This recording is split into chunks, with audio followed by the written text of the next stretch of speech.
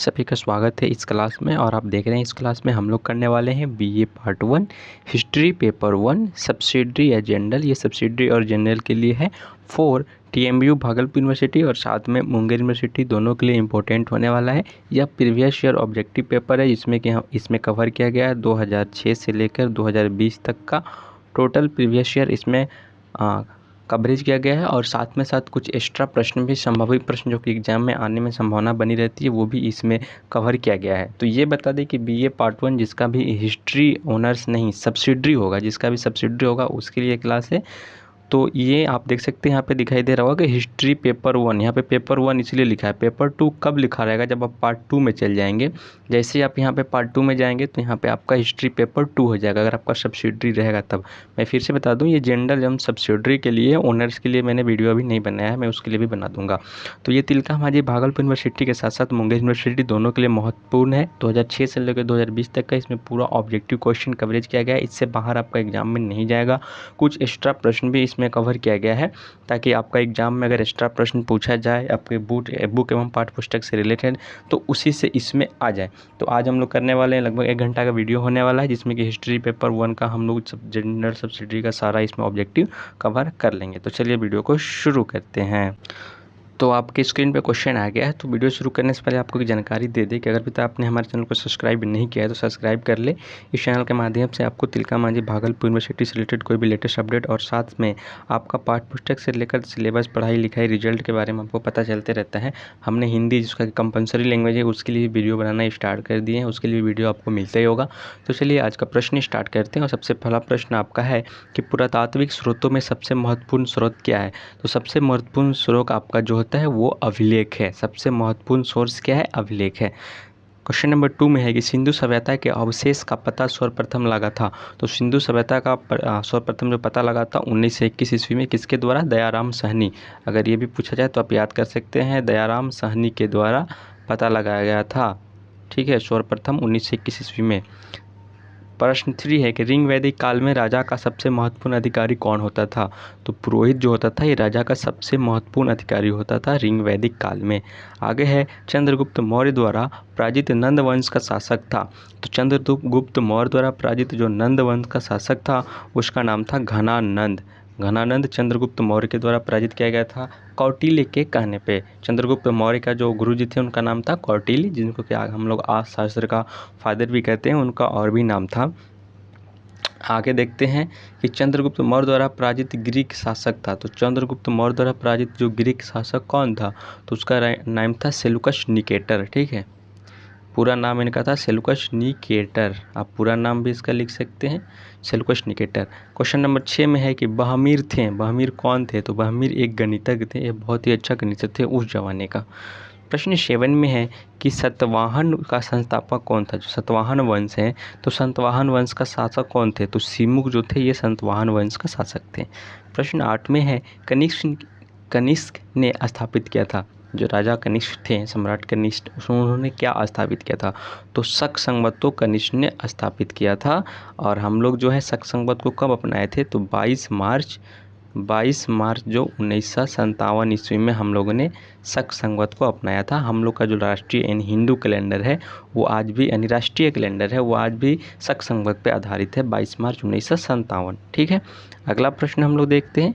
अगला प्रश्न है कि समुद्रगुप्त के विजय की जानकारी के लिए प्रमुख स्रोत क्या है? तो इनके विजय के लिए प्रमुख स्रोत हैं प्रयाग प्रस्थित इनके जानकारी के लिए प्रमुख स्रोत हैं। नेक्स्ट प्रश्न, क्वेश्चन नंबर 10 में है कि सोमनाथ पर किसने आक्रमण किया था? तो सोमनाथ पे मोहम्मद गजनवी ने आक्रमण किया था। क्वेश्चन 11 में है तो त्रिपिटक है। त्रिपिटक क्या है? तो त्रिपिटक बौद्ध धर्म से रिलेटेड है। क्वेश्चन नंबर 12 में है कि सिंधु घाटी और निवासियों के प्रमुख देवता कौन थे? सिंधु घाटी और निवासियों के प्रमुख देवता वहाँ पे क्या थे? तो पशुपति और मातृदेवी। पशुपति का नाम आप सुनेंगे अगर आप बुक अपना पाठ्य पुस्तक पढ़े होंगे तो। प्रश्न 13 में है कि आर्यों ने सर्वप्रथम संकलित किया। तो आर्यों ने सर्वप्रथम क्या संकलित किया था? ऋग्वेद को संकलित किया था। नेक्स्ट प्रश्न है भारत में षोडश महाजनपद विकसित हुए। भारत में 16 महाजनपद विकसित हुए। षोडश ये आपका संस्कृत भाषा में लिखा गया है। तो भारत में 16 महाजनपद विकसित हुए, कब हुए थे? तो ईसा पूर्व यानी 6ठी शताब्दी। ये ईसा पूर्व और ईसवी में अंतर है, आपको पता होनी चाहिए। ईसा मसीह के जन्म से पहले ईसा पूर्व कहा जाता है और ईसा मसीह के जन्म के बाद ईसवी कहा जाता है, ठीक है। नेक्स्ट है कि मेगास्थनीज था। तो मेगास्थनीज क्या था, आप बताइए। मेगास्थनीज एक यूनानी यात्री था या चीनी यात्री था? तो मेगास्थनीज आपका एक यूनानी यात्री था, ठीक है। ऑप्शन नंबर बी इसका करेक्ट आंसर है। नेक्स्ट है कि आर्यभट्टा था। आर्यभट्टा क्या था? आर्यभट्ट एक गणित थे। ये अपने भारत के यानी कि बिहार के ही रहने वाले थे आर्यभट्ट, और इन्होंने शून्य का आविष्कार किया था। ये वही शून्य है जो किसी भी अंक के आगे या पीछे लग के बहुत बड़ा नंबर उसे बना देता है। तो ये आर्यभट्ट जो थे ये शून्य का आविष्कार किए थे। ये भारत में बिहार के रहने वाले थे। अगला प्रश्न का बात करते हैं। अगर सेशन आपको अच्छा लगे तो सेशन को शेयर भी कर दीजिएगा अपने दोस्तों और मित्रों के बीच, ताकि उनका भी हेल्प हो सके, ठीक है। तो अगला प्रश्न आपके पास है कि कौटिल्य का अर्थ स्रोत है यानी अर्थशास्त्र स्रोत है। तो क्वेश्चन नंबर ए, मौर्य प्रशासन के लिए चंद्रगुप्त मौर्य के शासन में ही कौटिल्य ने अर्थशास्त्र नामक पुस्तक लिखी थी। तो मौर्य प्रशासन के लिए। क्वेश्चन नंबर 18 में है कि गुप्त शासन की पद्धति थी। तो गुप्त शासन की जो पद्धति थी वो राजतंत्रीय थी। कैसे थी? राजशाही भी इसे बोल सकते हैं, तो वो राजतंत्रीय थी। 19 नंबर क्वेश्चन में है कि चीनी यात्री वेनसांग ने भारत भ्रमण किया था। तो वो किसके शासनकाल में भारत भ्रमण किया था? तो हर्षवर्धन के शासनकाल में उन्होंने भारत भ्रमण किया था। अगला प्रश्न है कि मोहम्मद गजनी ने भारत पे आक्रमण कब कितनी बार किया है? तो मोहम्मद गजनवी ने भारत पर आक्रमण कितनी बार किया है? ये क्या है? 17 बार इन्होंने आक्रमण किया है। फर्स्ट आक्रमण इन्होंने स्टार्ट किया था 1193 ईस्वी में पृथ्वीराज चौहान और मोहम्मद गजनी के बीच, यानी उससे भी पहले से लड़ाई स्टार्ट चल रही है। मैंने बताया था 1193 ईस्वी में पहला इन्होंने लड़ाई स्टार्ट किया था। क्वेश्चन नंबर 21 का बात करते हैं। तो सिंधु घाटी सभ्यता का कौन सा स्थल मृतकों का टीला के रूप में जाना जाता है? अगर आप लूसेंट पढ़े होंगे तो भी आपको पता होगा। मोहनजोदड़ो को मृतकों का टीला के रूप में जाना जाता है। Mount of death, mount English में से माउंट ऑफ डेथ कहा जाता है। तो माउंट ऑफ डेथ के रूप में ये जाना जाता है मोहनजोदड़ो। क्वेश्चन नंबर 22 में है 22 नंबर क्वेश्चन में है आपका कि प्राचीन भारत में द्वितीय शहरीकरण कब हुआ था? तो प्राचीन भारत में द्वितीय शहरीकरण जो हुआ था प्राक मौर्य काल में हुआ था, जो कि काफ़ी प्रसिद्ध देखने को मिलता है। क्वेश्चन नंबर 23 में है अशोक का व्यक्तिगत धर्म क्या है? अशोक का धर्म क्या है ये पूछा गया है। तो अशोक का व्यक्तिगत जो धर्म है वो बौद्ध धर्म है। अशोक ने बाद में जाके बौद्ध धर्म ग्रहण कर लिया था। पहले अशोक बहुत राजा हुआ करता था और ये लड़ाई क्या करता था, जीता करता था। कलिंग युद्ध में भी इन्होंने जीता था। तो एक समय ऐसा है जो अशोक लगा कि ये लड़ाई वड़ाई छोड़ देनी चाहिए, क्योंकि लाखों जो सैनिक होते थे उनका जान चला जाता था, जो सिविलियन होते थे, जो निर्दोष होते थे उनका जान चला जाता था, जिसके कारण उन्होंने ये संकल्प लिया कि हम लड़ाई नहीं करेंगे और अपने धर्म का प्रचार करेंगे। धर्म मतलब धर्म, उस समय धर्म को धम्म बोला जाता था। हम अपने धर्म को प्रचार करेंगे और अपने आने वाले बेटे को या पोते को ये शिक्षा देंगे कि झगड़ा ना करें, बाकी शांति रूप के अपने अपने धर्म का प्रचार करें और दूसरे का धर्म का हिंताई नहीं करें। उसके बाद उन्होंने बौद्ध धर्म ग्रहण कर लिया था। 24 नंबर क्वेश्चन में है कि चंद्रगुप्त मौर्य का कहाँ देहांत हुआ था? चंद्रगुप्त मौर्य का देहांत हुआ था श्रवणबेलागोला में। श्रवणबेलागोला कहाँ स्थित है इसे आप लोग कमेंट करके बताएंगे। क्वेश्चन नंबर 25 में है कि पंचतंत्र की रचना किसने की? तो पंचतंत्र की रचना विष्णु शर्मा ने की है। यह क्वेश्चन बहुत ही फेमस है, ठीक है। नेक्स्ट प्रश्न है आपके सामने, अगला प्रश्न आपके सामने ये है कि कनिष्ठ एक प्रसिद्ध शासक था। कनिष्ठ एक प्रसिद्ध शासक था, कुषाण वंश का, सातवाहन वंश का, मौर्य वंश का या शुंग वंश का? तो राइट आंसर ऑप्शन नंबर ये हो जाएगा, कुषाण वंश का कनिष्ठ प्रसिद्ध शासक था। कौटिल्य का अर्थशास्त्र के विषय में लिखा ग्रंथ है। कौटिल्य का अर्थशास्त्र इस विषय पर लिखा गया ग्रंथ है। किसके विषय पर लिखा गया ग्रंथ है? तो ये है राजनीति शास्त्र से रिलेटेड।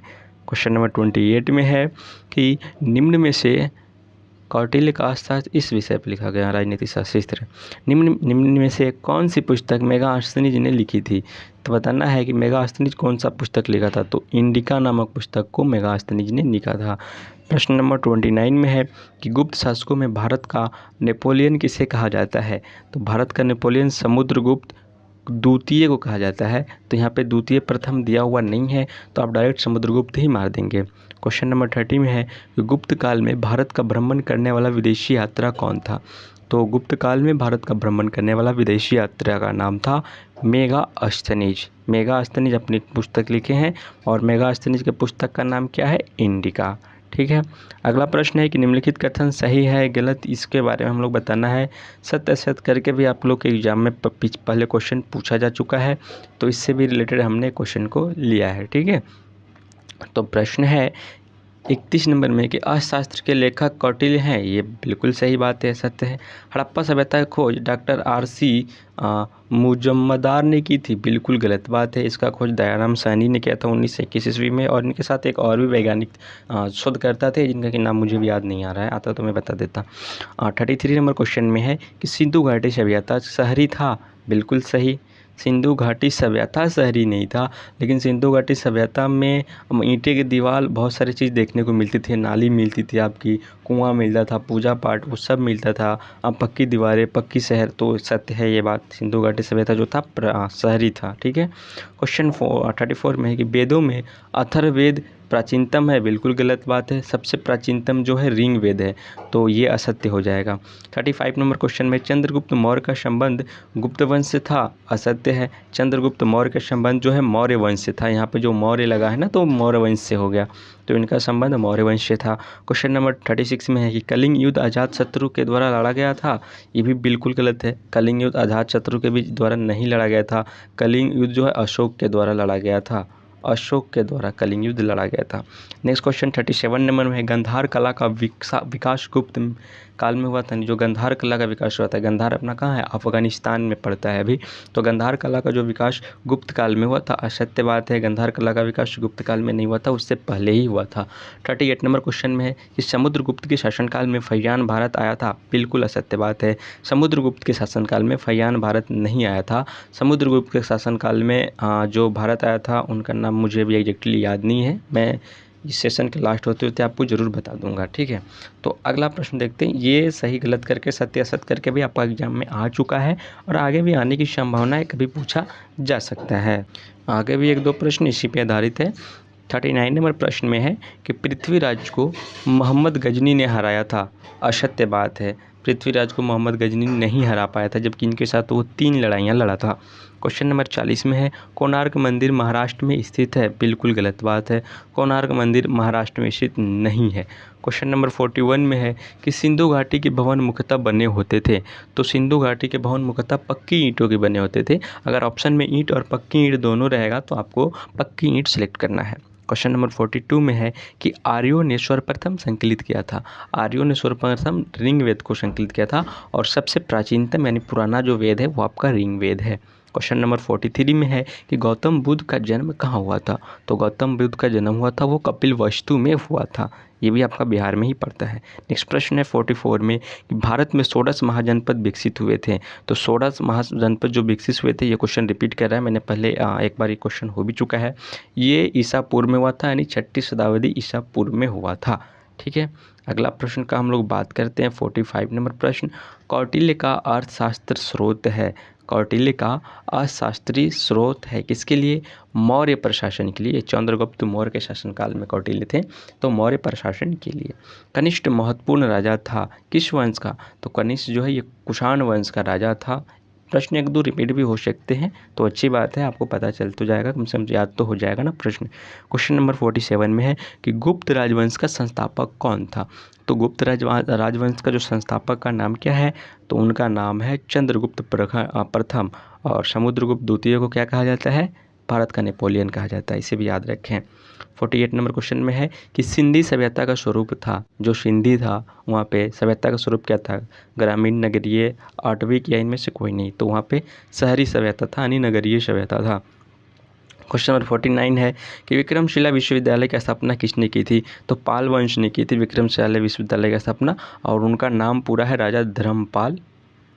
धर्मपाल उनका पूरा नाम है। उसमें ये बंगाल के बंगाल के शासक थे, और पूरा अपना जो बिहार उड़ीसा आता था वो बंगाल के क्षेत्र में ही आ जाता था। तो राजा धर्मपाल ने विक्रमशिला विश्वविद्यालय की स्थापना की थी। क्वेश्चन नंबर 50 में है कि मोहम्मद गजनवी ने भारत पर आक्रमण कितना बार किया था? तो 17 बार इन्होंने भारत पर आक्रमण किया था। ये भी क्वेश्चन आपका रिपीट हो गया। ठीक है। अगला प्रश्न सत्य असत्य करके फिर से आ गया है। तो सत्य असत्य वाला क्वेश्चन आता है आपके एग्जाम में। चलिए हम लोग देखते हैं। प्रश्न नंबर 51 में है कि पुरापाषाण युग का अर्थ है प्राचीन प्रस्तर युग। क्या सही है? बिल्कुल सही बात है। क्वेश्चन नंबर 52 में है कि सिंधु घाटी सभ्यता स्थल हड़प्पा गंगा नदी के किनारे स्थित है। बिल्कुल गलत है, ये सिंधु नदी के किनारे यानी सतलज नहीं, सिंधु ही है, वहाँ पे इन्हें सिंधु नदी कहा जाता है। तो सिंधु नदी के किनारे स्थित है, न कि गंगा नदी के किनारे। अगला प्रश्न है कि मोहनजोदड़ो सिंधु नदी के किनारे स्थित है। ये बिल्कुल सत्य है। हाँ, नेक्स्ट 54 नंबर प्रश्न में है कि गायत्री मंत्र सर्वत्री देवता को समर्पित है। ये भी बिल्कुल सिक्स है कि गायत्री मंत्र जो है ये सभी देवता के लिए समर्पित है। क्या आपको गायत्री मंत्र याद है? मैं आपको बता देता हूँ गायत्री मंत्र क्या होता है। ओम भूर्भुवस्व तत्सवितुर्वरेण्यं भर्गो देवस्य धीमहि धियो यो न प्रचोदयात्। यही होता है आपका गायत्री मंत्र। क्वेश्चन नंबर 55 में है कि राजसूय सबसे अधिक प्रसिद्ध राजकीय यज्ञ था। बिल्कुल सत्य है, ये भी सबसे प्रसिद्ध राजकीय यज्ञ था। 56 में है बुध को निरंजना नदी के तट पर निवारण प्राप्त हुआ। बिल्कुल गलत है, बुध को निरंजना नदी के तट पर नहीं बल्कि पीपल के बोधि वृक्ष के नीचे उनको निवारण प्राप्त हुआ था। 57 नंबर प्रश्न में है कि कौटिल्य समुद्रगुप्त के दरबार में एक मंत्री था। बिल्कुल गलत बात है, कौटिल्य जो था ये चंद्रगुप्त मौर्य के दरबार में एक मंत्री था। अगला प्रश्न है कि चंद्रगुप्त मौर्य ने विक्रमादित्य की उपाधि धारण की थी। ये भी बिल्कुल गलत बात है, चंद्रगुप्त मौर्य ने आगे चल के बौद्ध धर्म की उपाधि क्या की थी? धारण की थी। क्वेश्चन नंबर 59 में है कि विक्रमशिला महाविद्यालय की स्थापना पाल शासकों ने की थी। बिल्कुल सही है, राजा धर्मपाल ने इसका स्थापना किया था। अगला प्रश्न 60 नंबर में है कि भारत पर आक्रमण करने वाला प्रथम मुस्लिम मोहम्मद बिन कासिम था। बिल्कुल सत्य है, सबसे पहले भारत पे आक्रमण करने वाला मुस्लिम मोहम्मद बिन कासिम ही था। सिंधु सभ्यता का देन है। क्वेश्चन नंबर 61 का बात करते हैं हम लोग। 61 में पूछा है कि सिंधु सभ्यता का देन है, तो सिंधु सभ्यता का देन क्या है? सिंधु नदी का देन है सिंधु सभ्यता का। क्योंकि पुराने युग में ऐसा होता था कि जहाँ पे नदी रहती थी, क्योंकि उस समय ना तो हैंडपंप का सुविधा था और ना ही बोरिंग का सुविधा था, तो जहाँ पे नदी होती थी, जहाँ जल धाराएँ साफ़ सुथरा बहती थी, उसी के किनारे लोग गाँव भी बसाया करते थे। और वहीं पर क्योंकि उन्हें पीने का पानी मिल जाता था, पशुओं को पिलाने के लिए भी पानी मिल जाता था। तो जहाँ पर दूर दराज में नदियाँ बहती थी, गंगा जी बहती थी, वहीं पर लोग रहते थे और अपना आशियाना वहीं पर बनाते थे। तो सिंधु नदी के किनारे भी सिंधु सभ्यता के लोगों ने वहाँ पर अपना आशियाना बनाया था और वहाँ पर नगर के रूप में उन्होंने आशियाना बनाया था। उस समय आप देखेंगे तो जिस समय सिंधु सभ्यता विकसित हो रहा था, उसी समय आपका ग्रीक का सभ्यता भी विकसित हो रहा था। और साथ में अगर आप अफ्रीका में बात करें तो अफ्रीका में मेसोपोटामिया की भी सभ्यता साथ साथ विकसित कर रहा था। आप जब पूरे अच्छे से बुक पढ़ेंगे तो वहाँ पर आपको मिल जाएगा कि जिस समय यहाँ पे सिंधु सभ्यता विकसित हो रहा था, उसी समय मेसोपोटामिया की भी सभ्यता विकसित हो रहा था। और सिंधु सभ्यता और मेसोपोटामिया की सभ्यता के बीच व्यापारिक संबंध भी बहुत अच्छे थे। ये एक दूसरे से साथ व्यापारिक भी साझा किया करते थे। और उस समय भी दक्षिण अफ्रीका, चीन, जितने भी एशिया कंट्री है जो कि लैंडलॉक मार्क है, सभी से इनका व्यापार हुआ करता था सिंधु सभ्यता के लोगों का। अगला प्रश्न का बात करते हैं। तो 62 नंबर प्रश्न में है कि प्राचीनतम वेद था। तो सबसे प्राचीनतम वेद आपका ऋग्वेद है। सबसे प्राचीनतम वेद आपका जो है वो कौन सा है? ऋग्वेद है। आपको बता देते हैं, सबसे प्राचीनतम ऋग्वेद है। इसके बाद आपका यजुर्वेद आता है, इसके बाद सामवेद, इसके बाद अथर्ववेद आता है, सबसे लास्ट में आपका अथर्ववेद आता है। ये सीक्वेंस ही आप याद कर लीजिए, आप कभी कंफ्यूज नहीं होंगे, ठीक है। प्रश्न 63 में है कि सबसे शक्तिशाली महाजनपद कौन था? तो मगध महाजनपद, जिसका की राजधानी पाटलिपुत्र था, वर्तमान में तो पटना के नाम से जाना जाता है, ये सबसे शक्तिशाली महाजनपद था। चंपा महाजनपद भी था, जिसको आंध्र प्रदेश से अपना भागलपुर और मुंगेर की एरिया को कहा जाता था। प्रश्न है 64 नंबर में कि महावीर की मृत्यु कब हुई थी? तो महावीर की मृत्यु 72 वर्ष के आयु में हो गई थी। कमेंट बॉक्स में करके बताइएगा कि महावीर की मृत्यु कहाँ हुई थी। प्रश्न 65 में है कि गौतम बुद्ध ने निवारण प्राप्त किया था। तो गौतम बुद्ध ने बोध गया में बोधि वृक्ष के नीचे निवारण प्राप्त किया था। क्वेश्चन नंबर 66 है कि भारत की मुक्तिदाता के रूप में किसे जाना जाता है? तो सम्राट अशोक को मुक्तिदाता के रूप में जाना जाता है, भारत के मुक्तिदाता के रूप में जाना जाता है। अगला प्रश्न है कि भारत के नेपोलियन किसे कहा जाता है? तो मैंने आपको बताया था कि भारत का नेपोलियन समुद्रगुप्त को कहा जाता है। समुद्रगुप्त द्वितीय को कहा जाता है, लेकिन प्रश्न में ओनली समुद्रगुप्त रहेगा, तो समुद्रगुप्त ही आपको मारना है। 68 में है कि महामहिर थे। ये भी क्वेश्चन आपका रिपीट कर दिया कि महामहिर थे। तो महामहिर क्या थे? एक गणितज्ञ थे। प्रश्न नंबर 69 में है कि हर्षवर्धन के शासनकाल के इतिहास सरकार थे। तो हर्षवर्धन के शासनकाल जो इतिहास सरकार थे उनका नाम था वाण्यभट्ट कौन सा पुस्तक लिखे थे, इसे आप कमेंट करके बताएं। क्वेश्चन प्रश्न नंबर 70 में है कि विक्रमशिला महाविद्यालय की स्थापना किया गया था, तो धर्मपाल के द्वारा। ये तो मैंने पहले ही बता दिया। देखिए आगे ऐसा प्रश्न भी मिल रहा है, मुझे पता नहीं था कि आगे ऐसा प्रश्न भी मिल सकता है। क्वेश्चन नंबर 71 में है कि हड़प्पा किस नदी के किनारे बसा हुआ है, सिंधु नदी के किनारे बसा हुआ है। 72 नंबर क्वेश्चन में है कि रिंग वैदिक कालीन सभ्यता का प्रमुख केंद्र बिंदु कहाँ था, तो रिंग वैदिक सभ्यता का प्रमुख केंद्र बिंदु जो था ये आपका था गंगा घाटी में रिंग वैदिक कालीन सभ्यता का प्रमुख केंद्र बिंदु था। ऑप्शन ए इसका सही हो जाएगा। नेक्स्ट प्रश्न का हम लोग बात करते हैं। नेक्स्ट प्रश्न आपके सामने है 73 नंबर प्रश्न, सॉरी एक प्रश्न और ऊपर है ना, ठीक है। 73 नंबर प्रश्न, और 73 नंबर प्रश्न में है कि किस बौद्ध साहित्य में 16 महाजनपद का उल्लेख है, तो अयुंगतर निकाय में। ये क्वेश्चन बहुत फेमस है, कॉम्पिटिटिव एग्जाम के लिए भी फेमस है। तो अयुंगतर निकाय में 16 महाजनपद का उल्लेख है। प्रश्न 74 में है गौतम बुद्ध की मृत्यु हुई थी, तो गौतम बुद्ध की जो मृत्यु हुई थी 483 ईस्वी पूर्व में हो गई थी। 75 नंबर क्वेश्चन में निम्नलिखित में से किसे जैन धर्म का वास्तविक प्रवर्तक माना जाता है, तो वर्धमान महावीर को जैन धर्म का वास्तविक प्रवर्तक माना जाता है। 76 नंबर क्वेश्चन में है पुराणों के अनुसार संपूर्ण मौर्य वंश का शासक कितने वर्ष तक रहा था, तो पुराने के अनुसार संपूर्ण मौर्य वंश का जो शासक है 137 साल तक रहा था, यानी सेंचुरी कंप्लीट हो चुका था, हाफ सेंचुरी होने वाला था। 77 नंबर क्वेश्चन में है कि भारत में प्रथम हूण आक्रमण कब हुआ था, हूण वंश भी था या नहीं था मुझे नहीं पता है, इसीलिए इनमें से कोई नहीं इसका राइट आंसर है। हूण वंश का नाम तो मैंने कभी सुना नहीं था, इसलिए मुझे नहीं पता है। समुद्रगुप्त किस वंश के शासक थे, तो समुद्रगुप्त गुप्त वंश के शासक थे। और वहीं अगर चंद्रगुप्त रहता तो, क्योंकि चंद्रगुप्त के पीछे मौर्य लगता है, अगर मौर्य लग गया तो वो मौर्य वंश का शासक हो गया, गुप्त लगा है तो गुप्त वंश का शासक है, ठीक है। लास्ट देखना होता है। प्रश्न 79 में है कि अरबों का सिंध पे अधिकार कब हुआ था, जो अरबन थे उनका जो सिंध पे अधिकार कब हुआ था, तो 712 ईस्वी में हो गया था। चंदवार का युद्ध कब हुआ था, ये भी क्वेश्चन बहुत फेमस है। चंदवार का युद्ध हुआ था 1194 ईस्वी में, ठीक है। एक चंदवार का युद्ध होता है, तराइन का युद्ध होता है, तराइन का भी युद्ध भी हुआ था, एक तो हुआ था 1193 में, तराइन का दूसरा युद्ध हुआ था 1194 में। दोनों युद्ध हुआ था पृथ्वीराज चौहान और मोहम्मद गजनवी के बीच युद्ध किया गया था, जिसमें कि मोहम्मद गजनी दोनों युद्ध में हार गया था, ठीक है। अगला प्रश्न का बात करते हैं। अगला प्रश्न है कि सिंधु घाटी सभ्यता के लोगों द्वारा सबसे अधिक प्रयुक्त की जाने वाली धातु कौन सी थी, तो उस समय जो धातु का विकास हुआ था सोना और चांदी का विकास हो चुका था, ठीक है। तांबा का भी विकास हो चुका था, लेकिन सबसे ज़्यादा प्रयुक्त तो सोना और चांदी किया जाता था। उस समय टीन लोहा का विकास नहीं हुआ था। प्रश्न 82 में है कि लोथल किस राज्य में अवस्थित है, बहुत ही फेमस क्वेश्चन है। लोथल आपका गुजरात में है। कलिंगबंगा भी पूछ देता है, कलिंगबंगा आपका राजस्थान में है, ठीक है।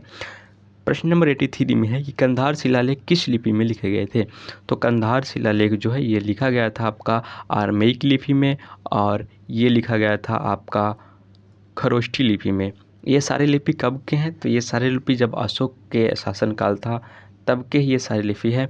अशोक के शासनकाल में 5 लिपि का वो 5 लिपि में उनका लिखा जाता था शिलालेख। एक ब्रह्मी लिपि, दूसरा खरोष्ठी लिपि, तीसरा आरमेइक लिपि, और 2 लिपियाँ हैं जिन्हें कि मुझे नाम याद नहीं है, आएगा याद तो मैं आपको बता दूंगा। बस 3 प्रमुख मुझे याद है, खरोष्ठी लिपि, आरमेइक लिपि, ब्रह्मी लिपि, ठीक है।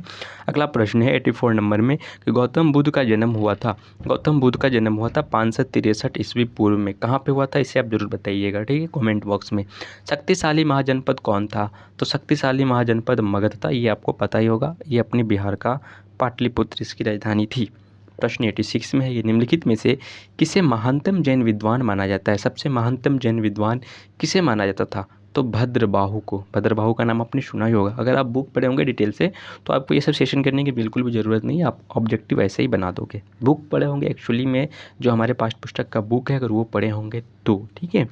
प्रश्न 87 में, ये तो रिवीजन के लिए मैं करा देता हूँ ताकि आपका रिवीजन हो जाए। प्रश्न नंबर 87 में है कि अशोक के राजाभिषेक के कितने वर्ष उपरांत कलिंग युद्ध हुआ था, तो अब अशोक के राजाभिषेक के लगभग 8 साल के बाद कलिंग युद्ध हुआ था। बिंदुसार किस वंश का शासक था, तो आपको बता दें अशोक का पिताजी का ही नाम बिंदुसार था, तो बिंदुसार जो थे ये मौर्य वंश के शासक थे। प्रश्न 89 में है कि कल्हन के रचना का नाम है, तो कल्हन के रचना का नाम है रजत तरंगिणी। बहुत ही फेमस क्वेश्चन है रजत तरंगिणी, ठीक है।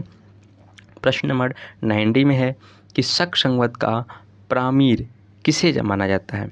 शक संवत का प्रामीर किसे माना जाता है, तो ये माना जाता है, राइट आंसर हो जाएगा आपका 78 ईस्वी पूर्व में शक संवत का जो है प्रारंभ माना जाता है। और विक्रम संवत का प्रारंभ कब माना जाता है, ये भी मैंने आपको बताया था।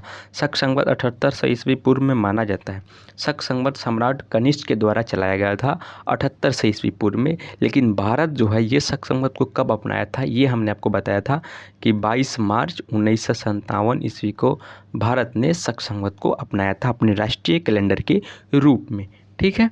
प्रश्न नंबर 91 में है कि मुद्रों का टीला शब्द का अर्थ है, यहाँ पे गलती हो गया है, सॉरी मुद्रों का टीला है ना, एक मृतकों का टीला होता है, तो यहाँ पे मुद्रों का टीला है, सॉरी यहाँ पे गलत हो गया है, मृतकों का टीला ही होना चाहिए।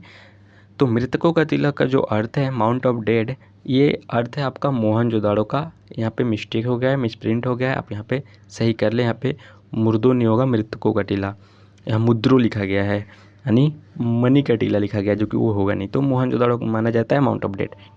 क्वेश्चन नंबर 92 में है रिंग वैदिक काल में राजा का सबसे महत्वपूर्ण अधिकारी कौन होता था, तो पुरोहित होता था। देखिए प्रश्न सारा रिपीट कर रहा है ना, ये फर्स्ट में ही हम लोग देखे थे। प्रश्न 93 में है कि वैदिक कालीन सामाजिक व्यवस्था का इकाई क्या था, तो इसका इकाई था परिवार। क्वेश्चन नंबर 90 में है कि 80 वर्ष की उम्र में बुद्ध की मृत्यु हुई थी, कहाँ पे हुई थी, कुशीनगर में हुई थी, ये शायद वैशाली में पड़ता है कुशीनगर, वहीं पर इनकी मृत्यु हो गई थी। 95 में है कि अर्थशास्त्र किसने लिखा था, अर्थशास्त्र कौटिल्य ने लिखा था।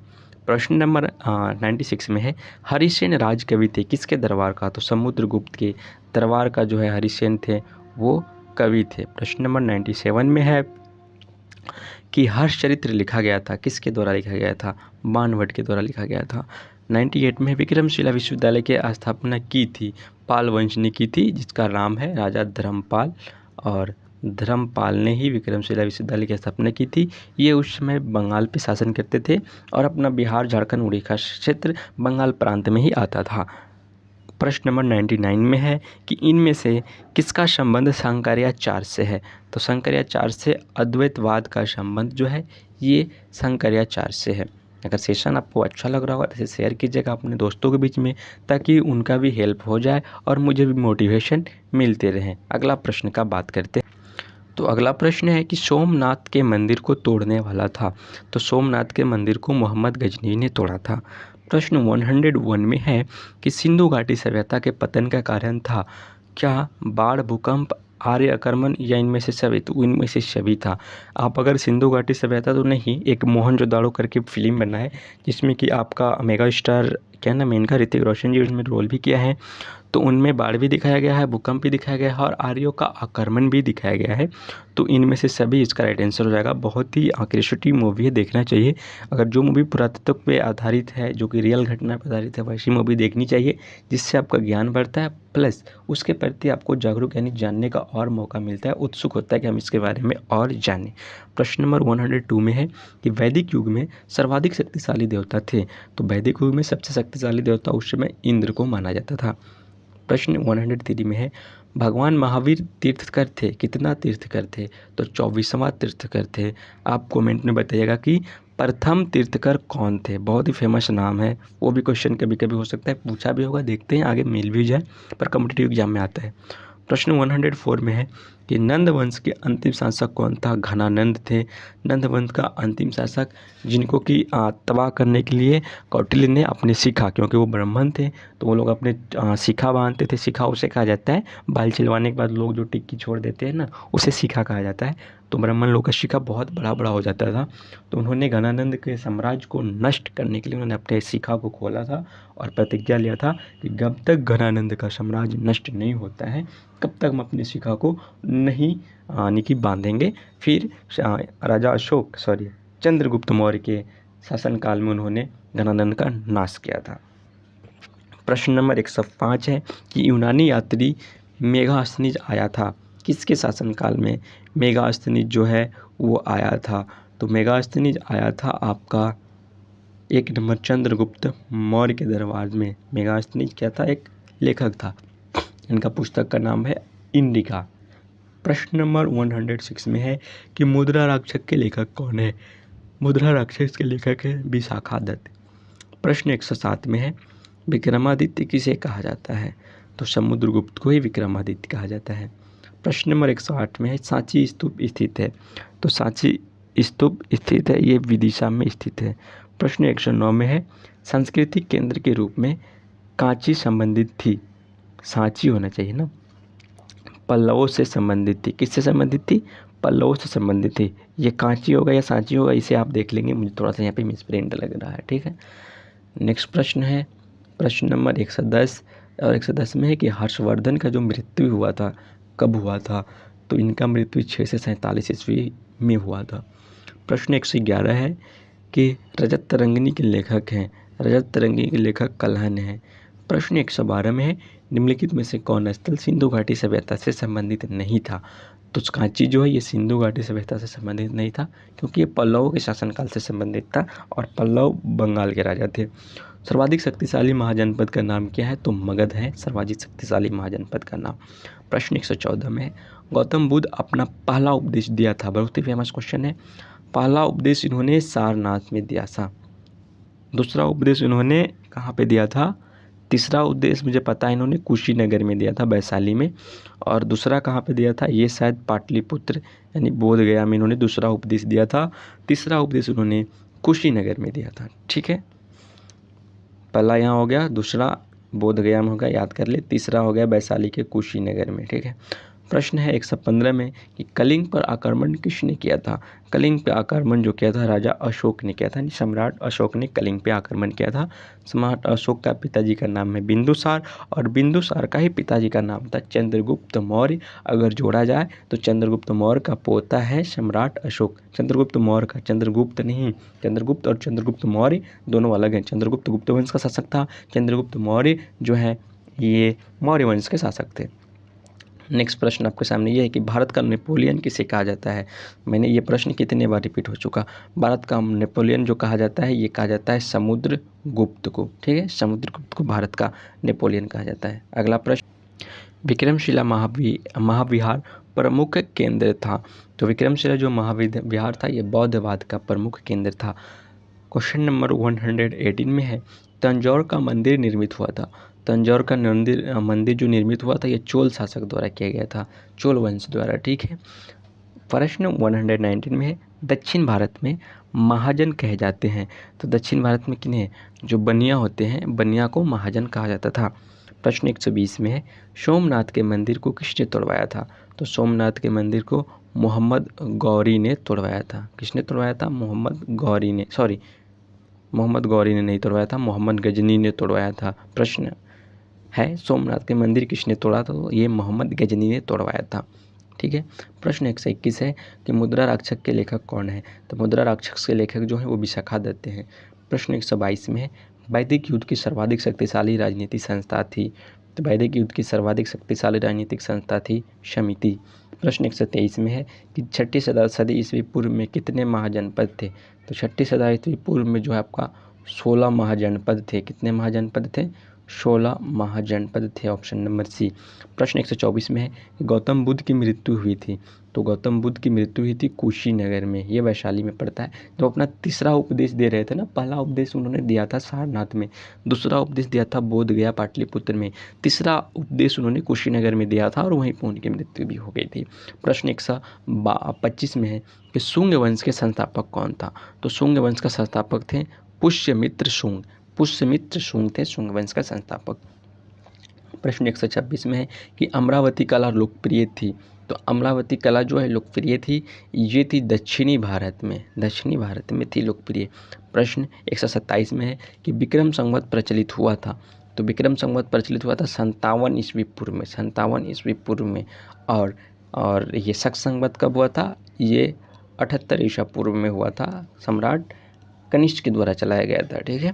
प्रश्न 128 में है कि हर्ष के यानी हर्षवर्धन के शासनकाल में भारत आने वाला चीनी यात्री का क्या नाम था, तो हुएंगसोंग जो है हर्षवर्धन के शासनकाल में भारत आने वाला चीनी यात्री था। तो हुएंगसोंग कहाँ का यात्री था, चीनी यात्री था, ठीक है। प्रश्न 119 में है, 129 में है प्रश्न 129 में है आपके सामने कि निम्नलिखित में से कौन साम्राज्य नाविक शक्ति के लिए प्रसिद्ध था, जिनके पास की नौसेना था उस समय में, नेवी था, नेवी फोर्सेस था, नौसेना, तो वे था चालुक्य साम्राज्य। चालुक्य साम्राज्य उस समय जो थे नाविक शक्ति के लिए यानी नौसेना के लिए प्रसिद्ध था। प्रश्न नंबर 130 में है कि द्वितीय तराइन युद्ध लड़ा गया था। देखिए तराइन के युद्ध हमने पहले ही बता दिया था ना, आज यहाँ पे पूछ भी लिया। तो द्वितीय तराइन युद्ध लड़ा गया था 1992 में। 1992 में द्वितीय तराइन युद्ध लड़ा गया था। इस क्वेश्चन में मुझे कन्फ्यूजन है कि ये सही है या गलत है, क्योंकि ये लड़ा गया था 1191-92 में लड़ा गया था, लेकिन ये 1992 दिखा रहा है। तो आई थिंक इसका आंसर राइट नंबर डी होना चाहिए। इनमें से कोई नहीं, आप गूगल कर लीजिएगा कि द्वितीय तराइन युद्ध कब लड़ा गया था। ये शायद लड़ा गया था 1192 में, और प्रथम तराइन युद्ध लड़ा गया था 1191 में। ठीक है। प्रश्न नंबर 131 है कि भारतीय इतिहास के पिता किसे कहा जाता है। तो भारतीय इतिहास का पिता कहा जाता है आपका कौटिल्य को। प्रश्न नंबर 132 में प्रथम बौद्ध संगीत आयोजित की गई थी। प्रथम बौद्ध संगीत आयोजित की गई थी राजगिरी में। प्रश्न नंबर 133 में है कि जातक कथा संबंधित थी। तो जातक कथा जो संबंधित थी ये कनिष्ठ से संबंधित थी। प्रश्न नंबर 134 में इंडिका पुस्तक लिखी गई थी। तो इंडिका पुस्तक जो है मेगास्थनीज के द्वारा लिखी गई थी। नेक्स्ट प्रश्न का बात करें 135 नंबर में है भारतीय नेपोलियन किसे कहा जाता है। तो मैं चाहता हूँ इसका जवाब आप ही दें, मैं तो कितनी बार बता चुका हूँ, समुद्रगुप्त द्वितीय को। द्वितीय यहाँ पे दिया नहीं है। ठीक है। प्रश्न नंबर 136 है कि रजुक अधिकारी थे। तो रजुक किसके अधिकारी थे? कानून एवं न्याय का अधिकारी थे। प्रश्न 137 में है गांधार कला प्रभावित था। तो ये यूनानियों से प्रभावित था, क्योंकि यूनानी जब आक्रमण किए थे तो ये आपका पश्चिम के रास्ते से ही आए थे, यानी अफगानिस्तान होते हुए इंडिया में प्रवेश किए थे। प्रश्न 138 में है कि आर्यभट्ट थे। तो आर्यभट्ट एक गणितज्ञ थे, इन्होंने शून्य का आविष्कार किया था, यही वाला शून्य का आविष्कार इन्होंने किया था, और ये भारत के बिहार के रहने वाले थे। प्रश्न 139 का है कि एक सांस्कृतिक केंद्र के रूप में कांची संबंधित है। तो कांची पल्लव वंश से संबंधित है। आप जब आर्यभट्ट का कहानी पढ़ोगे ना, बहुत ही रोचक कहानी है। बायोग्राफी ऑफ आर्यभट्ट पढ़ना गूगल पे सर्च करके, या फिर किसी की पुस्तक पे या किसी से सुनना। आर्यभट्ट एक आलसी आदमी थे, इनका कहानी बहुत ही रोचक है। ये हमेशा सोए रहते थे। मैं पूरा कहानी यहाँ पे तो आपको नहीं बता सकता, बट आप पढ़ लेना, बहुत कुछ सीखने को मिलता है। प्रश्न 140 में है कि विक्रमशिला बौद्ध विहार जाना जाता है। विक्रमशिला बौद्ध विहार जाना जाता है वज्रयान के लिए।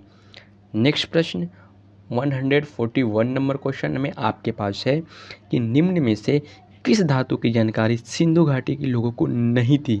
तो जो लोहा है यानी आयरन का सूत्र यानी लोहा का सूत्र क्या होता है, केमिस्ट्री आप पढ़े होंगे तो पता होगा, Fe होता है। तो आयरन का जो जानकारी था वो सिंधु घाटी के लोगों के पास नहीं था। बाकी चांदी, सोना, कांसा यानी कांस्य जो बोलते हैं, क्योंकि कांस्य का मूर्ति भी उस समय प्राप्त हुआ था, तो ये सब की जानकारी उन लोगों के पास थी। प्रश्न 142 में है कि अर्थशास्त्र के लेखक कौन है। तो कौटिल्य अर्थशास्त्र के लेखक थे। प्रश्न 143 में है कि किस स्थान पर प्रथम बौद्ध संगीति आयोजित हुई थी। तो किस स्थान पर प्रथम बौद्ध संगीति आयोजित हुई थी। तो प्रथम बौद्ध संगीति जो स्थित हुई थी वो हुई थी सारनाथ में। ठीक है। यहाँ पे प्रश्न में कुछ हेराफेरी हो गया क्या? प्रथम बौद्ध संगीति सारनाथ में हुआ था, द्वितीय हुआ था वैशाली में, तृतीय हुआ था राजगिरी में। 1 सेकेंड। तो ये प्रश्न मैंने अभी गूगल पे किया है कि प्रथम बौद्ध संगीति, द्वितीय बौद्ध संगीति और तृतीय बौद्ध संगीति कहाँ पे हुई थी, क्योंकि वहाँ पे कन्फ्यूजन हो रहा था काफ़ी। तो आइए मैं इसको जूम कर देता हूँ, आपको यहाँ पे देखने को मिलता होगा। मैं इसको जूम कर देता हूँ ताकि आप आसानी से देख पाएंगे। ठीक है। तो अब आपको यहाँ पे दिखाई दे रहा होगा प्रथम बौद्ध संगीति हुआ था 483 ईस्वी में, राजगीर में हुआ था। द्वितीय बौद्ध संगीति, देखिए मैंने सही बोला था कि द्वितीय जो बौद्ध संगीति हुआ था ये वैशाली में हुआ था। तो द्वितीय बौद्ध संगीति वैशाली में हुआ था। तृतीय बौद्ध संगीति जो हुआ था ये पाटलिपुत्र में हुआ था 251 ईसा पूर्व में, क्योंकि जब ईसा पूर्व होता है ना तो आपका ये जो नंबर होता है ये घटता हुआ महसूस प्रतीत होता है। तो तृतीय बौद्ध संगीति ईसा पूर्व में हुआ था। और चतुर्थ बौद्ध संगीति भी हुआ था जो कि कुंडवलन यानी आपका कश्मीर में हुआ था।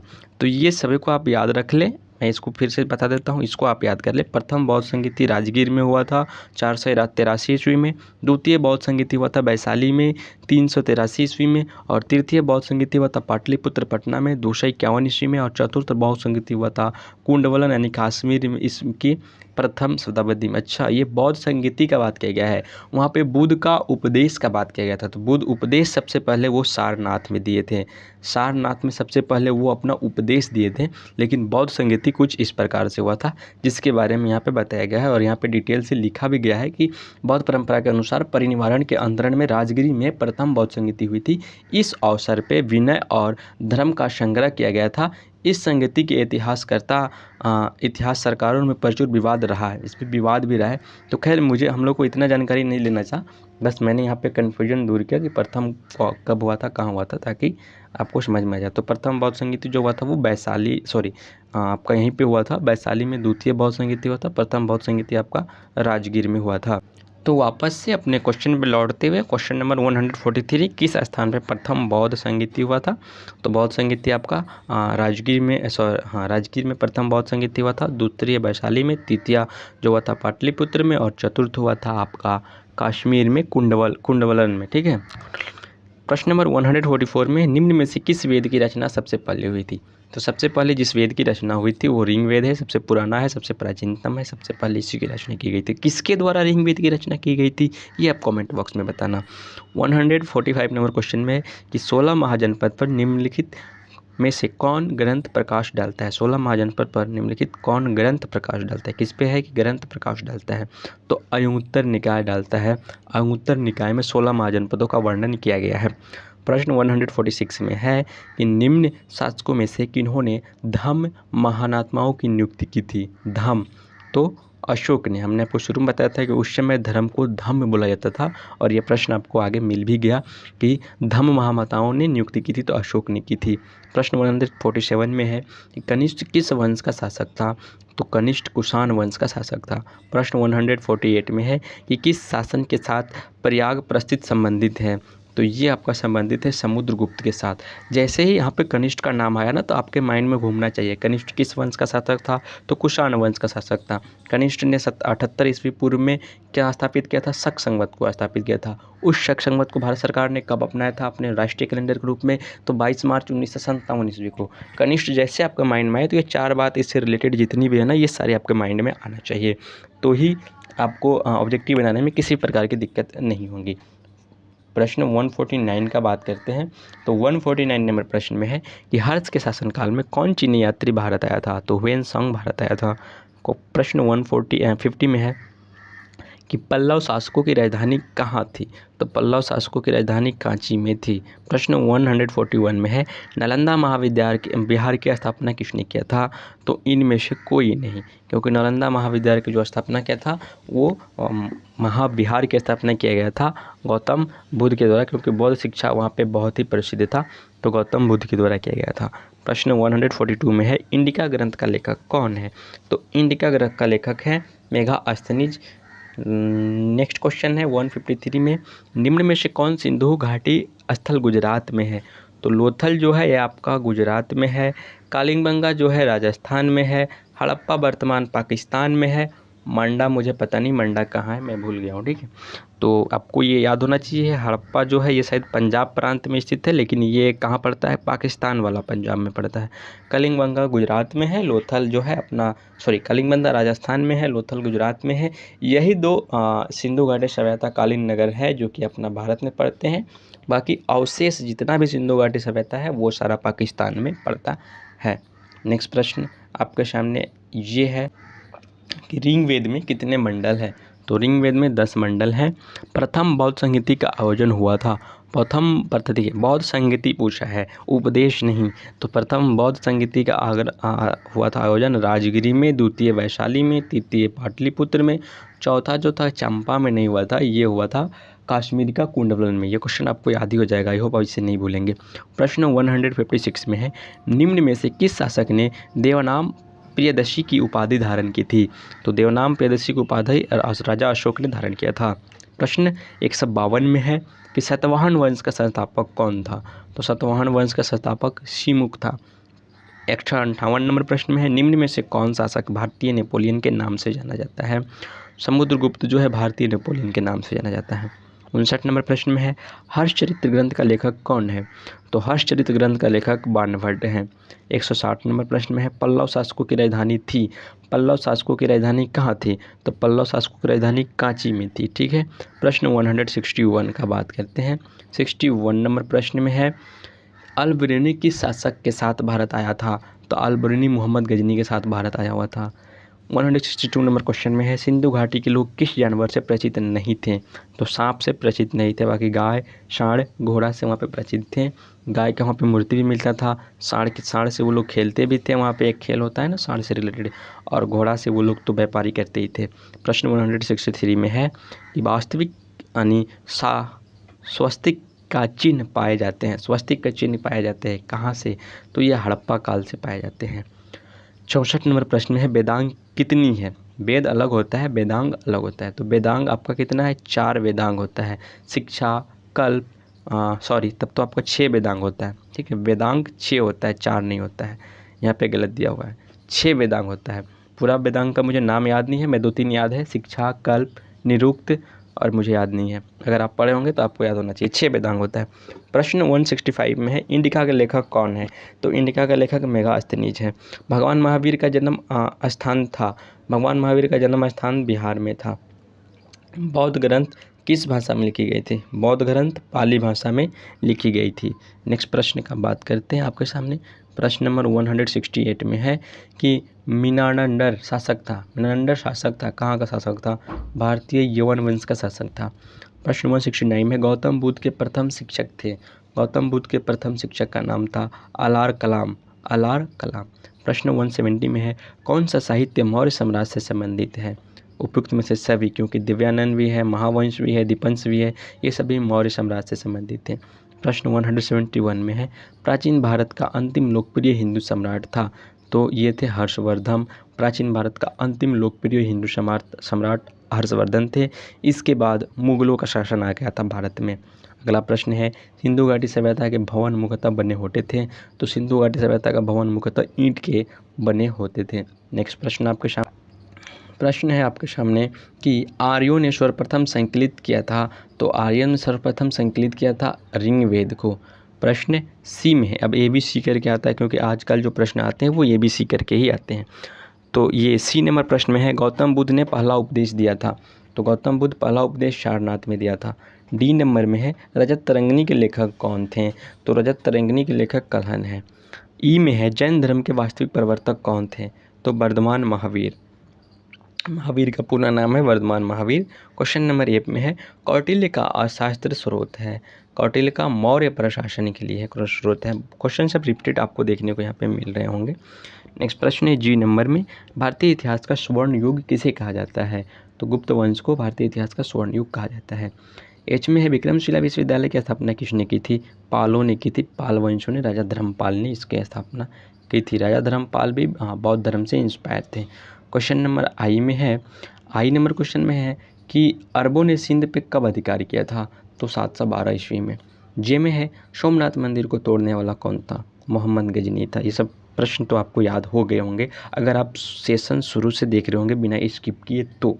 प्रश्न 152 में है सातवाहन वंश की प्रमुख शासक था।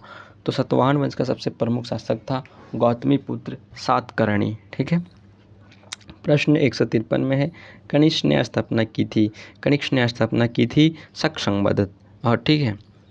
प्रश्न नंबर 154 में है गंधार कला का विकास किस युद्ध में हुआ था? तो गंधार कला का विकास हुआ था कुषाण काल में हुआ था। कुषाण वंश के शासक में कुषाण काल में हुआ था। 155 नंबर प्रश्न में है गुप्त संवत का संस्थापक कौन था? तो चंद्रगुप्त प्रथम जो थे ये गुप्त संवत का संस्थापक थे। प्रश्न बात करते हैं आगे 156 में कि कालिदास हुए थे किसके शासनकाल में? तो कालिदास हुए थे आपका गुप्त काल के शासनकाल में। प्रश्न 157 में समुद्रगुप्त को भारतीय नेपोलियन किसने कहा था? स्मिथ ने कहा था समुद्रगुप्त तो भारतीय नेपोलियन। ये समुद्रगुप्त यहाँ के इतिहासकार रचयिता थे, तो उसी समय यहाँ के सम्राट थे, और स्मिथ जो है वो लेखक था। तो वो राइटर लिख रहा था, वो विदेशियन था। उन्होंने समुद्रगुप्त को भारत का नेपोलियन कहा था। नेपोलियन बोनापार्ट के बारे में आप लोग पढ़े होंगे, बहुत ही प्रसिद्ध शासक था नेपोलियन बोनापार्ट, जो कि अपने यहाँ पे नहीं था, शायद ये जर्मनी का था। अगला प्रश्न है 158 नंबर में कि कवियों का राजा किस गुप्त शासक को कहा गया है? तो कवियों का राजा समुद्रगुप्त को कहा गया है। प्रश्न 159 में फैयान किसके समय में भारत आया था? तो Chandragupta Vikramaditya, option number B, Chandragupta Vikramaditya द्वितीय के समय में फैयान जो है भारत आया हुआ था। 160 नंबर प्रश्न में गुप्त वंश का अंतिम प्रतापी शासक था। तो अंतिम प्रतापी शासक गुप्त वंश का था स्कंदगुप्त, कुमारगुप्त नहीं होगा, स्कंदगुप्त ही था। प्रश्न नंबर 160 का ए नंबर राइट आंसर हो जाएगा। नेक्स्ट प्रश्न आपके सामने 161 नंबर प्रश्न में है कि स्कंदगुप्त के उत्तराधिकारी ने किस धर्म को अपनाया था? तो बौद्ध धर्म को अपनाया था। प्रश्न 162 में गुप्त काल में निम्न में से किसका आक्रमण नहीं हुआ था? तुर्कों का आक्रमण उस समय नहीं हुआ था। अगला है कि रजत तरंगिणी का लेखक कौन है? कलहन जो है ये रजत तरंगिणी का लेखक है। नेक्स्ट है सिंधु सभ्यता से पूर्व की ग्रामीण सभ्यताओं में निम्न में से कौन नहीं था?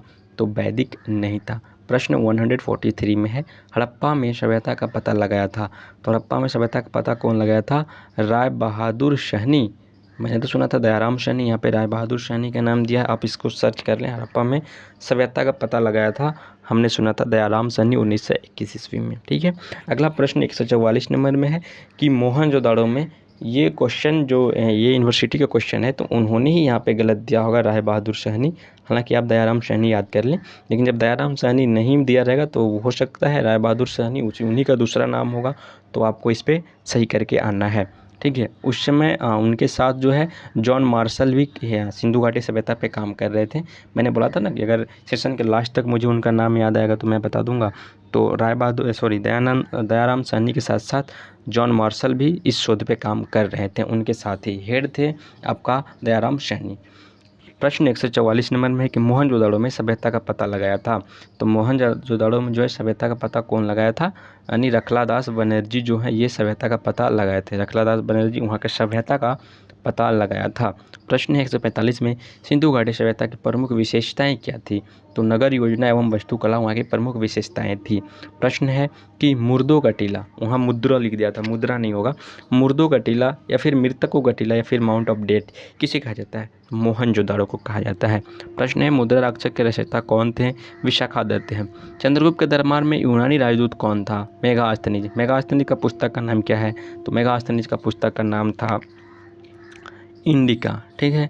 अगला प्रश्न है, और अगला प्रश्न आपके लिए यहाँ पे है कि समुद्रगुप्त ने पराजित किया था। तो समुद्रगुप्त किसको पराजित किया था? समुद्रगुप्त पराजित किया था सेल्यूकस निकेटर को।